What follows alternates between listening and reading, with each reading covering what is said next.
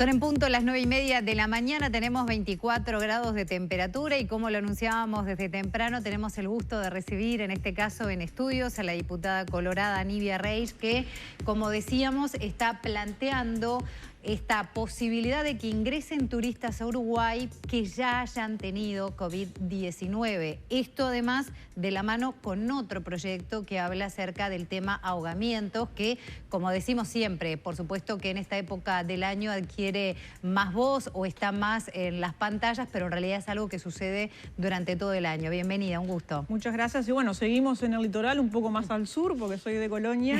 Pero bueno, dos proyectos que hemos planteado, un proyecto de ley y una propuesta que planteamos en el Parlamento a través de una exposición escrita que le enviamos al Gobierno Nacional.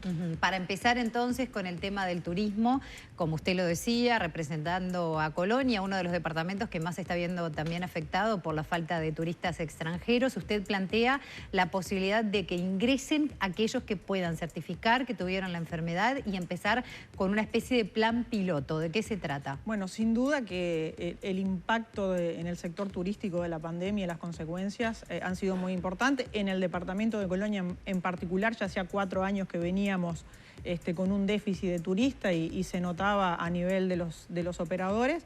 Y bueno, esto es como el golpe de gracia, por tanto teníamos que también buscar alternativas para poder revertir, porque en el departamento de Colonia se depende del turismo argentino en más del 70%. Y es el 50% del PBI de nuestro departamento. En el año 2018 se recaudaron 72 millones de dólares, por tanto ahí ya les da la pauta de lo que es el impacto, al igual que en Maldonado, con quienes he estado en contacto también estos días.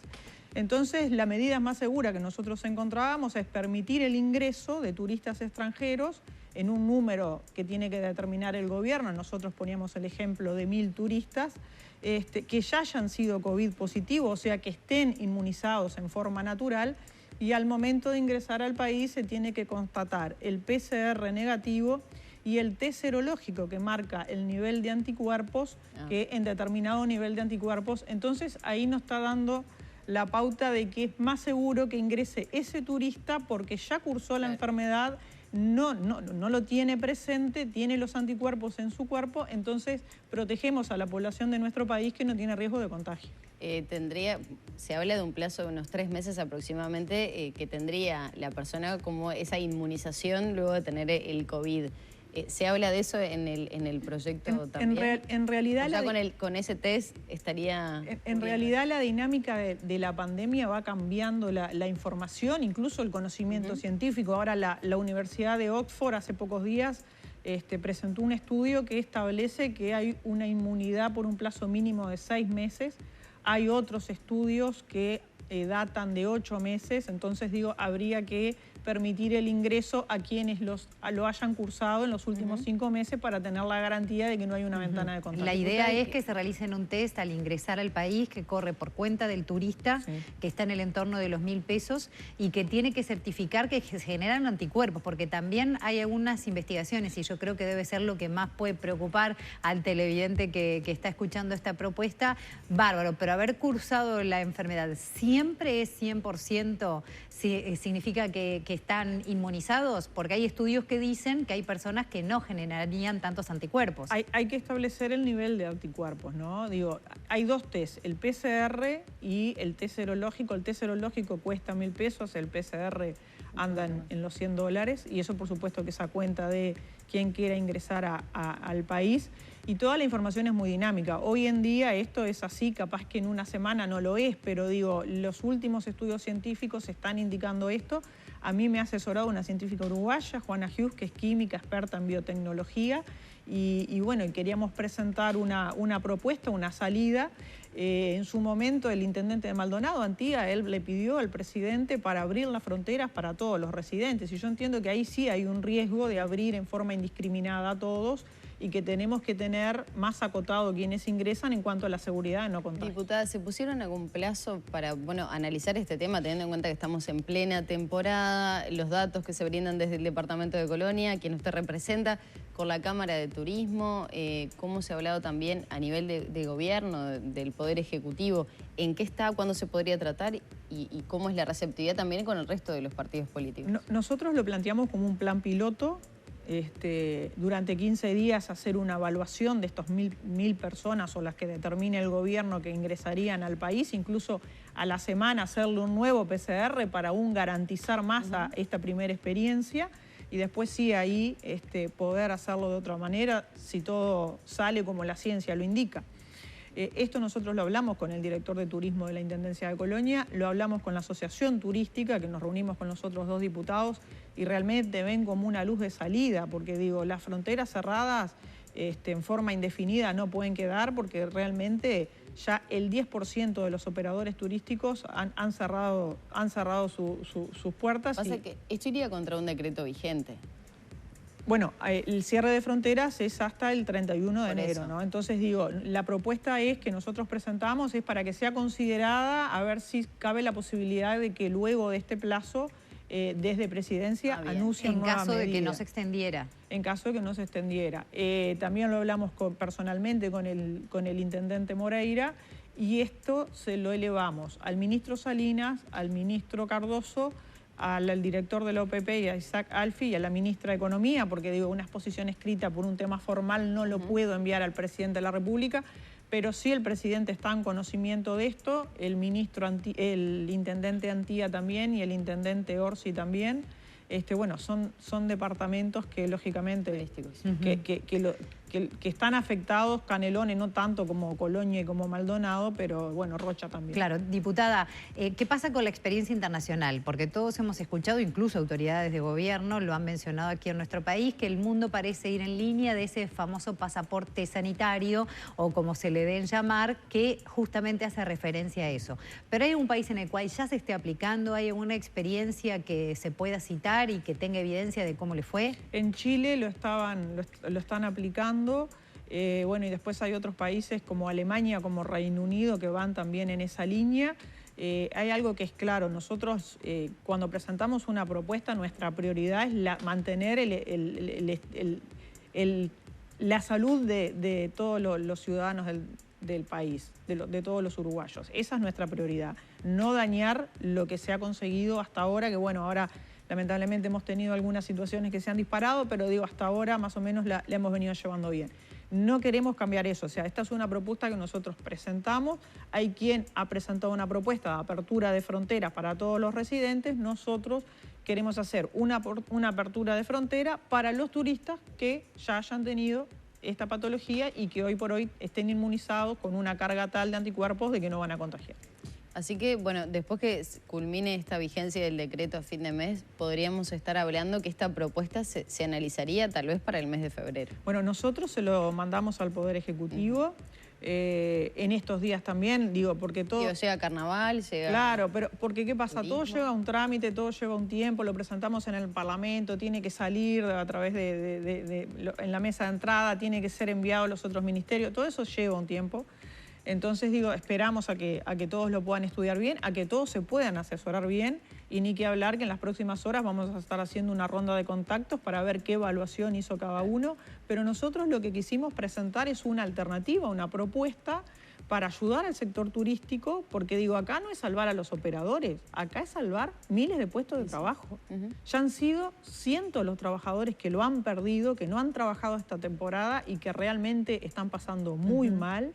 Y son muchos más los que lo pueden llegar a perder a corto plazo, porque hay muchos operadores que hasta ahora vienen poniendo espalda para mantener los emprendimientos abiertos, pero no tienen más margen. Entonces me decían, si acá no se anuncia nueva medida en los próximos días, lamentablemente somos muchos los que tenemos que cerrar en forma definitiva. Y lo que no se invierta ahora, se va a tener que invertir a futuro, a darle sostén a todas esas familias que van a quedar sin sustento, que vamos a tener un invierno realmente muy crudo para muchos uruguayos. en el sentido de la falta de trabajo y cómo repercute en el nivel económico en la familia. Y bueno, eso es un aporte que nosotros estamos haciendo. Desde el sector nuestro, ciudadanos, con los técnicos evaluamos, en este caso con Juana Hughes, que es una científica uruguaya, y le presentamos al gobierno esta alternativa. Antes de pasar al tema ahogamientos, que también es muy importante, usted nombró a intendentes de diferentes partidos, pero dentro del ámbito parlamentario, por los contactos que usted ha tenido, ¿estaría a la disposición de apoyarlo en general? Bueno, estamos en receso, entonces también no estamos con un contacto tan fluido, con el resto. Recién ahora, la semana que viene, tenemos sesión. Pero sí, a través de contactos telefónicos se han manifestado proclives y acá hay una sensibilidad de que hay muchos ciudadanos que están afectados en forma directa por las consecuencias de esta pandemia ocasionó en el turismo y bueno, y los que estamos fundamentalmente en departamentos que somos muy turísticos, vemos que esto es una salida. Y bueno, es una salida con un aval científico, ¿no? No es un día que nos sentamos en la computadora y quisimos escribir algo. Entonces digo, como tiene un sustento también y es más seguro que otras alternativas que se han planteado desde otros lugares de otros actores políticos. Diputada, pasamos al tema que recién mencionaba Vero y tiene que ver con esta ley para prevenir ahogamientos. Las cifras, cuando uno las mira, también asustan un poco porque de repente ve más en temporada estival esos ahogamientos. Ayer dimos cuenta del cuerpo de un joven de 20 años que apareció también en una cantera luego que perdiera pie. ¿En qué consiste y en qué se diferencia del otro que también ya estaba a estudios de alguna manera? Yo en el periodo pasado también era diputada, integraba la Comisión de Salud y en ese momento nos llegó un proyecto de la diputada Lustenberg y el entonces diputado Pablo Audala, enfocado en lo que era el ahogamiento, pero en niños y en piscinas, y ustedes recordarán toda aquella polémica del cerramiento de las piscinas y demás. En la comisión lo empezamos a estudiar, recibimos a distintas instituciones y distintos técnicos y ahí detectamos que en realidad el problema no eran las piscinas, porque el ahogamiento en las piscinas era el 5%. El problema estaba en todos los demás espejos de agua. Y ahí entra cantera, río, arroyo, todo lo que... Zonas que no están habilitadas para baño. Que siempre terminan siendo las que se llevan más vidas. Entonces, la comisión anterior, de la legislatura anterior de salud, elaboramos entre todos este proyecto. Precisamente, lo que pasa es que ahora no queda nadie de esa comisión, solo sobreviví yo a integrarla en este periodo. Y presentamos este proyecto en base a lo que quienes veníamos informados. Porque lo suyo es algo más integral, está hablando acerca de un plan a nivel más macro. ¿Cómo estaría integrado ese proyecto que terminaría justamente en algo mucho más extensivo que algo puntual, por ejemplo, para la temporada? Claro, nosotros acá lo que se propone en este proyecto es que el Ministerio de Salud Pública elabore un Plan Nacional de Seguridad Acuática. Anoche tuve un Zoom con salvavidas de todo el país que realmente me dieron mucho conocimiento, me ilustraron, me dieron aportes y llegamos a la conclusión de que la situación es mucho más catastrófica, digamos, de los números que nosotros podíamos acceder. Me empezaban a dar cifras del periodo pasado, del año pasado y de lo que ha ido aconteciendo ahora y la verdad que las intervenciones en todos los departamentos son muchas. Y algunas de toda una familia, de grupos de amigos. Totalmente. Entonces, a nivel internacional, por ejemplo, la OMS lo declara como un problema grave de salud. Se mueren 400.000 personas en el año. Es el equivalente a las 2/3 partes de las muertes por malnutrición en el mundo y a más de la mitad por paludismo. O sea, para comparar dos situaciones que tienen un enfoque y un tratamiento con a veces destinado a mucha investigación y muchos recursos, y la gravedad de esto es como un tema que pasa desapercibido y que se puede prevenir. Claro, pero justamente me pregunto eso, ¿tiene esa pata educativa que parece hacer falta? Porque si nosotros llenamos las playas de guardavidas, extendemos los horarios, pero se sigue yendo a lugares en los que no está el servicio, en los que está aclarado de que no se puede acceder, como que estamos en la misma situación. Sin duda, bueno, a nivel país lo que estamos planteando es lo que se está recomendando por la Organización Mundial de la Salud, que se establezca este plan nacional de seguridad acuática y que hay una base que es importantísima y es la base de la educación. Y esa educación, por ejemplo, en San José están las escuelas de mar, en Canelones y en Montevideo también, los propios guardavidas, que son quienes cumplen tarea en la playa, el resto del año cumplen tareas educativas en todas las escuelas. Porque acá, ¿qué pasa? Entre el 2012 y el 2017 fallecieron 400 personas en nuestro país por ahogamiento. Es la primera causa de muerte de niños y de adolescentes por eventos no traumáticos, ¿tá? Entonces, realmente, cuando nosotros decimos esto, y esta oportunidad que tengo ahora de estar conversando con ustedes, hay muchos televidentes que se están sensibilizando porque desconocían esta situación. Y esta es una de las cosas que también recomienda la OMS, promover lo que es el estado de situación de este tema, porque está como invisibilizado en todos lados. Entonces, la idea es hacer a nivel a todo el país. Ya hay muchas, porque los guardavidas dependen de la intendencia, hay muchas intendencias que tienen convenio con Codicen y durante el año imparten distintas técnicas, no solo de aprender, porque digo, no es aprender a nadar, claro, sino de socorrismo, de cómo defenderte en una situación adversa. El manejo de las corrientes, que muchas veces parece que está bárbaro y en realidad con algunos detalles que se pueden percibir.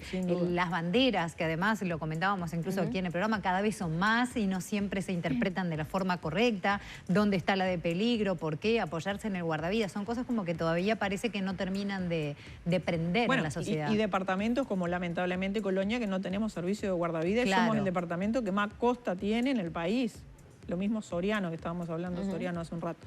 Entonces digo, también hay que tomar conciencia en eso, y bueno, y es un combo. La educación es una cosa, el definir cuáles son las áreas seguras y cuáles no es otra. Digo, hay 10 acciones que se pueden hacer.